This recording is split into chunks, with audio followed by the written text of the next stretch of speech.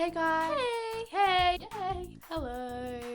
It's Can. How are you today? I'm so excited to be finally doing this video.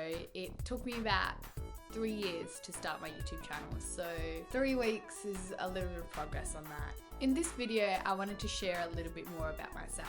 Well, I was born in Griffith, New South Wales. No, not the one with the university.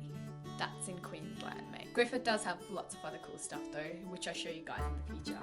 When I was a baby, both my parents worked labour jobs. They both made the decision to send me to India to be raised by my grandparents in this little rural town in Punjab. I know it sounds harsh, but it was actually one of the best decisions that they could have possibly made. I just grew up with so much love around me. The school in our village, which had about 30 odd people, and I was just this chubby little kid from Australia that everyone loved. The older kids would carry me to school. There was just such a sense of community. I'm really glad I got to experience that. They've got a proper established school there now, which is awesome. One day I hope to go back there and help develop it even further. After about 3 years, my father decided to move me back to Griffith. That's where I met my brother, who's just the coolest guy. Preschool, then moved back to India to live with my gran. From year 1 to year 5, I attended this horrible private school. I remember the school had like 5 levels, so it was this constant exercise. The teacher would smack us with rulers because we forgot our art book. That was in year 1, man. The kids were pretty conniving too from my experience of it. I remember this one girl. This was when I was very new to the school. I didn't know anyone or anything like that. And she was like to me, my brother's in the army. He's gonna come to your house and run over your family and kill them all. I was so scared. In 2006, we all moved back to Griffith, where I started primary school. I used to talk like this. Can you imagine just for a second what it was like starting school in country New South Wales with an accent like that?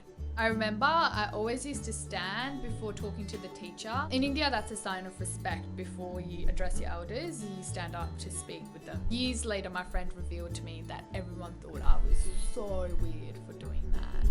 And then came high school. I used to have to wear these long brown pants because I wasn't meant to show any skin. They were a part of the prescribed uniform, except no one ever wore long brown pants. Except for me. Thanks, Mom. Years 7 and 8 were tough, but then my accent faded and I became best friends with Chris, who's just the coolest guy. I had so much fun during high school after that. Fast track to now, and I'm a second year psychology student living in Sydney. One benefit from being culturally displaced my entire life is that I can speak 3 languages fluently, which is awesome. I've been working in pharmacy for about 4 years on the side, but I'm going to soon start working as a therapist in my field. Life's been so good to me. In the past 2 years, I've just met so many different amazing people and had such an awesome experience. I've grown so much as a person since moving out of home. Through my channel, I want to share some of my experiences with you guys, but I also want to bring other stories forward as well. One of my favorite quotes is, "Be the change you wish to see in the world." I really want to make a difference, and I hope I'm in a position one day where I can do that and where my voice does matter. I would love to connect with you on my social media, my Instagram, Twitter, Facebook. Have you heard of Vivid Sydney? I'll be vlogging it next week, so get excited! And if you haven't subscribed yet,